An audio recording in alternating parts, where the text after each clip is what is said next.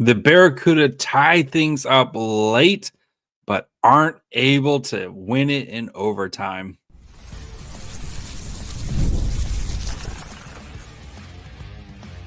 You're Locked On Sharks, your daily podcast on the San Jose Sharks, part of the Locked On Podcast Network, your team every day.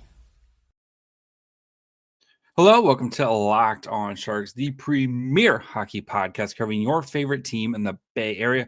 My name is JD Young, caretaker at the Reef, also the co-host of Locked On NHL. I want to thank you for making Locked On Sharks your first or second listen of the day. Make sure if you want to be an everydayer, all you have to do is just follow along wherever you get podcasts. Of course, you can watch on YouTube as well as you are doing right now, as we have our YouTube exclusive live shows covering the Barracuda playoff games. And unfortunately tonight, Barracuda fall 3-2 in overtime to the Colorado Eagles in a game. They've continued to, like, this CUDA team just never say die, continue to hang in there type of performance, but worrisome with some of the players who left the game. So if you didn't get a chance to watch, right, because it's on Flow Hockey, one, pay for Flow Hockey. Two, quick recap of the game. So we normally don't do this, but, you know, again, I'm trying to cover it's just a nice little recap since not everyone gets to actually watch the game. So game early for Colorado, they score like a minute and a half or 2 minutes into the game. Ty Philibert scores a goal there. Jason Megna taps increases the lead late in the second to give the Eagles a 2-0 lead after 20 minutes. The shots on goal were definitely in favor of Colorado, 11-8 in that first period. Second period, very early, it was heavy Colorado. They had a lot of power play opportunities at the beginning of the second period. But credit to the Barracuda as they kind of fought back into the game. Bystedt on the power play about mid 13 minutes from with an assist from Colin Graff and Luca Cagnoni. Makes it a game 2-1. Shots were 11-11 in the second period. Third period, Eagles come out pressing, looking to end this thing, put it up 3-1, where it felt like the Barracuda's offense just right now just couldn't solve the Eagles. But credit to Barracuda. Late, Askarov pulled. They're able to find the tying goal. Pavol Regenda in an absolute scrum in front of the net, able to make it home. Barracuda almost win it in regulation with stop track with a quality chance, but just wasn't able to put it home. We go to overtime. Everyone comes out. About 2 minutes in, Askarov, there's a whistle. Askarov has to leave the game with what sounds like cramps. At least from the broadcast, cramps in the game. And yeah, went off because of minor cramping. McCarthy says he'll be fine. But Gabe Carriere comes in. Barracuda get a couple of quality chances. But unfortunately, a little too much, too many guys left in the offensive zone. 3-on-2 the other way. Gabe Carriere isn't able to stop Matthew Phillips. And the Eagles win 3-1 to take a 2-1 series. Game 4 tomorrow night. Do or die situation for the Barracuda. So let's start with kind of the overall takeaway from this game, because it definitely was not the Barracuda's like a game in here. And I thought Colorado was the better team for the most part, but this Barracuda team, they hang in there, and they get some clutch performances, right? Pavol Regenda, who's been absolute stellar for them since they traded midseason trade, with the game tying goal late. Askarov was out. The second goal was a little like, that's one I think he'd like to have back. Where he just doesn't squeeze the pillows a little tight, kind of trickles through, and then Jacob Megna is just kind of Johnny on the spot there and able to put it in. So Liz, give JD money. Liz might be, I think Liz is wiped out right now and is probably on her way home. So she's had a long day. I was texting her, but she might, knowing Liz, she's probably still paying attention. But yes. So I do feel like, though, like Barracuda were a little lucky to be in this game. Like it could have, like this could have been one of those like 5-1 type of situations, especially if Askarov wasn't playing well the second and the third period there. Like Askarov shut things down. Eagles had a couple chances. There was a breakaway where Askarov just like super aggressive comes out and plays it. And of course he plays, he does a great job kind of shutting down that. But it definitely, like this game definitely kind of felt like it was it was there on the platter to steal a game in which you were out of play, unfortunately. So yeah, big news though, of course, Askarov leaving does sound like he will be okay. So I do expect him in net tomorrow, right? Especially in a do or die game, like no more room for error for San Jose here. Collin White also left the game in the first period. So now you are down your top two centers, right? With Podorowski, who did not make the trip right now. I'm assuming if there's a game 5, that's when you hopefully maybe get Bordeleau back or maybe get Podorowski back. But Collin White also leaving, who has done a great job kind of filling in for that number 1 role. C-role really kind of puts the Barracuda in a tough position here. Filip Bystedt, though, has been playing really well and did a great job tonight playing that 1C role, right? Had the goal, almost had another one in overtime. And Bystedt's had a monster playoff performance, right? He's got 3 goals so far this playoff, like in the playoffs here, 3 goals in 5 games. But I do think like you're going, especially in a game where is do or die, you got to pull out all the stops. You wonder if if John McCarthy thinks about bringing in Quint Musty and or Igor Chernyshov, because you need some more offense, right? They're just not getting enough offense right now, and the offense is very much stuck in the mud right now. So especially if we're hoping White's healthy, but the fact that they didn't return to this game, not a great feeling about his availability for tomorrow. If like he, maybe if the game was like the next day or something like that, possibly available, but I don't know anything right now. Would then we probably won't find anything else, to be honest. McCarthy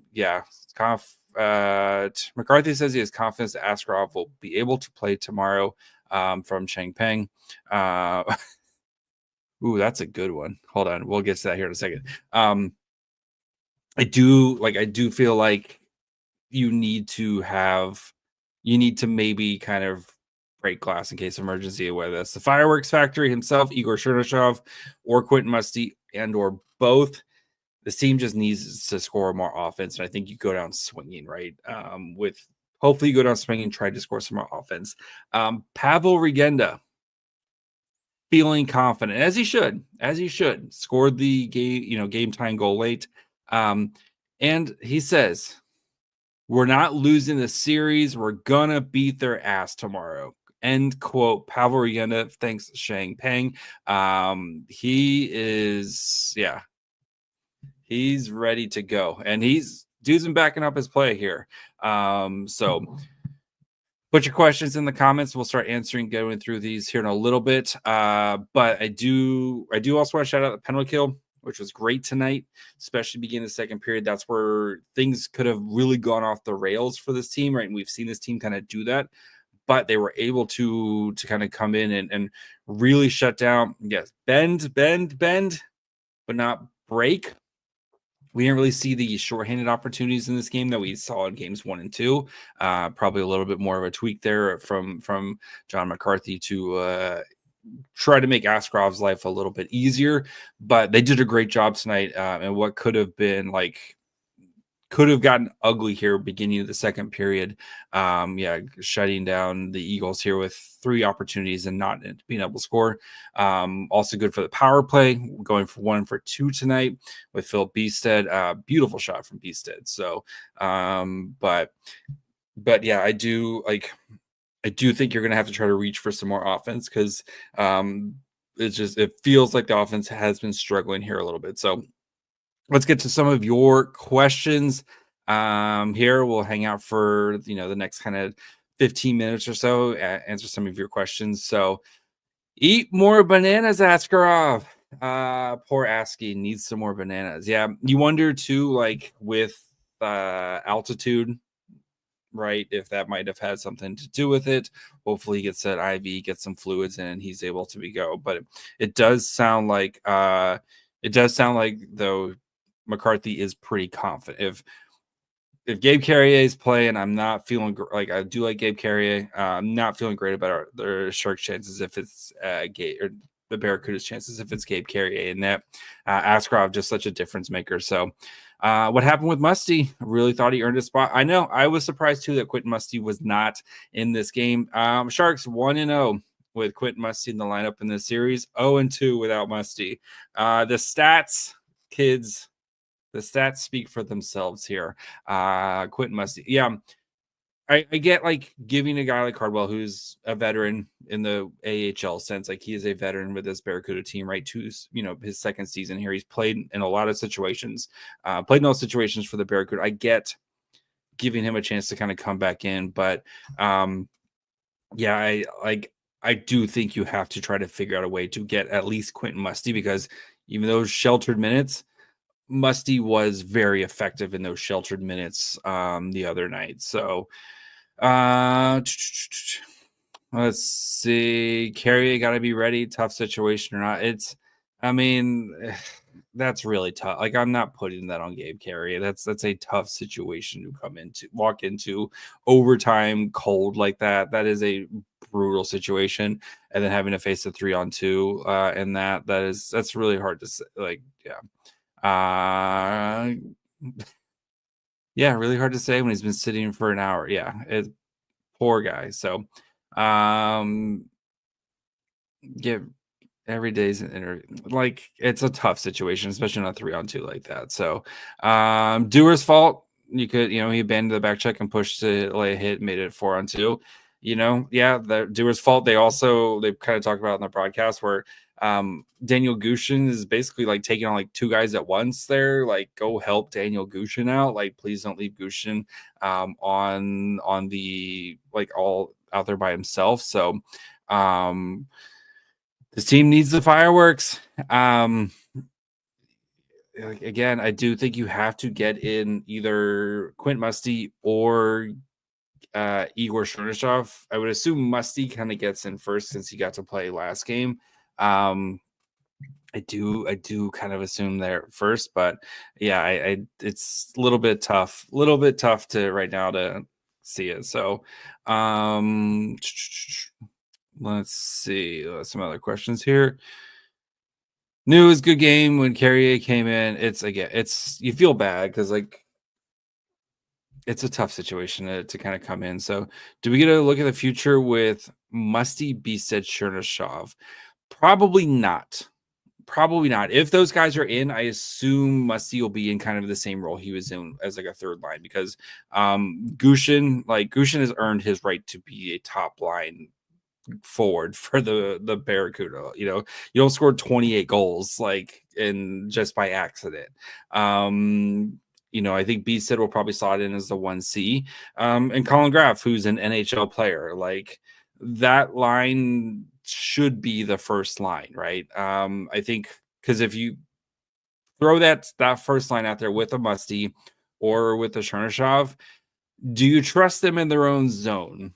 And you could have questions about Gushin if in his own zone, but at least he's a professional. He's played like 250 games at this point. Like, I do think that they can they will figure something out in that way. But I think it's a tough ask to put Musty on the first line in a playoff game type of scenario. So, Who else is asking? Was surprised to see the lineup switch after a win. Curious why Hulk out for. Yeah, I like I said, I maybe my guess is that McCarthy was trying to, like give these veterans guys like Donovan Hull, who's been around for a while and who's played very well this season, right? Ethan Cardwell, who's been a very good Barracuda player, give them an opportunity to kind of get in. So yeah. Who would be the 4 centers if White can't go? That is an excellent question. Looking at the lineup here, so you have Bystedt, number 1. You have Giles, who can play center. I would probably throw him on the second line center there. Then you're probably looking at a stop check on the third. And then I would probably go with Van Roboys, to be honest, on the fourth line. I guess Van Roboys didn't play tonight, which is a little weird because I think Van Roboys is very good. That would be the line. Those would be the centers I would go with, because I do think Giles has been excellent in this playoffs. And Congraf 2 assists tonight. So I do think that's how if I'm making the lines, right, and I'm just an idiot, as I've proclaimed on this podcast many, many times, I'm probably running Gushin, Bystedt, Graf as your top line. All right. Second line, you could run like Giles in the middle with Regenda. And then if you want to go like, I'm trying to look at the lineup really quickly. I'd probably go like Giles, Regenda. Maybe you could put Musty there. That one, maybe you do something like that. On the third line, you can go like Dewar, Ostapchuk. Yeah, we're running out of bodies here. Dewar, Ostapchuk, I guess Hull, or if you want to bring in Chernyshev, you could potentially go there.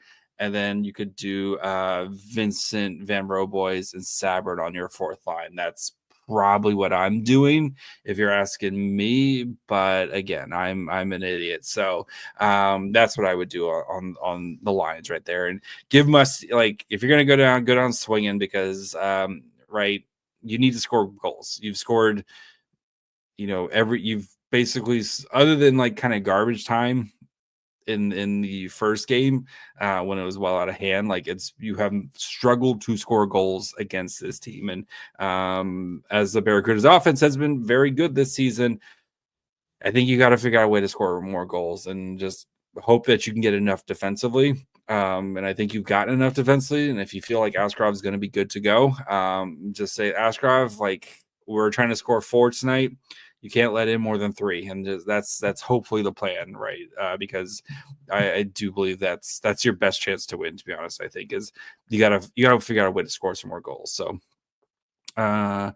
Regenda's played great the playoffs so far. Big and durable player. Does he play for the Sharks next season at some point? Pavol Regenda is actually an unrestricted free agent.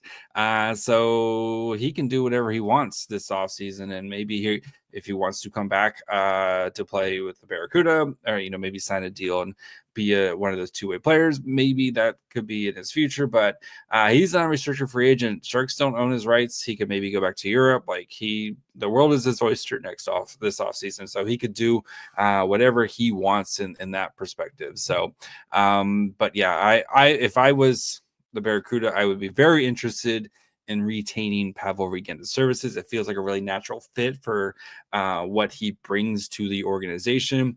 Kind of throw him a bone, maybe let him play a couple of NHL games here and there, and then, but come in, help, come play middle 6 forwards for us. So, that's kind of what I would do. But again, who knows? So many RFA and UFAs this offseason. That's how it is, man. That's how it is. So, unfortunately, it just kind of, that's the way it is, especially with the AHL, right, where the contracts are so short and there's such turnover all the time. That's just kind of the way it is, unfortunately. So some guys stick around for a while, But usually some of these guys are here for a couple of seasons and then move on to the next organization. You look at a guy like Andrew Podorowski, who's bounced around at a bunch of organizations, going around helping organizations get to the Calder Cup finals and then leaving to go help another organization who wants to go to the Calder Cup. So, let's get a couple more questions in here, and then we can call it a night, because, again, it just sucks that they lost tonight. I do feel like you got a little lucky to be even this close, and if you had stolen this game here, like, you feel like you're in a really great position. But yeah, I do think, thoughts on Ostapchuk's performances so far these playoffs? Not great, man. Not super great. Again, I'm trying to apply the Fabian Zetterlund rule of just being like, just basically saying this, whatever happens this season doesn't really count, because, like, Fabian Zetterlund, everyone was pissed off about Fabian Zetterlund when he got traded. When he first showed up here, he had like 3 points in 22 games. And then everyone turned out to love Fabian Zetterlund. So I'm applying the same rule of just like, I'm just, this whole rest of the season with Ostapchuk, I'm just not counting, because I feel like he is, it's sucks. It's tough to get traded mid-season, especially when you go from a team like the Sens, who were playing for a playoff, to the Sharks, who were not, right? I will be I'm going to give him an incomplete on this season, like, no matter what. Going to give him an incomplete. So we're going to go into next offseason with fresh eyes, to next season with fresh eyes on Ostapchuk, because, it is what it is. So some guys do well when they get traded. Some guys just don't respond well. And I'm going to hopefully we see Ostapchuk have a really good offseason and have a really good training camp. That's the hope, right? Trying to be positive. So, and he can fill that 4C role for the Sharks. So that's the hope. So, yeah. But overall, though, I do think this kind of like, if the Barracuda lose this series, I think this is going to be a game where you look at it as like, you had an opportunity to steal one here and go up 2-1. But I do expect them to come out really and play really hard. I think for them, they need to establish a lead early. You look at all these games, and right, they're always trying to have to play catch up in these games. And so it would be nice for them to come out and establish their game early, and being able to, like, put some points on the board, like get an early goal, like get an early lead. This team they have not been able to establish a lead, because I think when this team gets ahead, right, they're so good at puck control and maintaining the puck. And if you have the lead and you can maintain the puck like that, I think it just makes life really hard for your opposition. And then especially when you have Askarov, who can clean things up back there. So yeah, I do think that is key to success for game 4.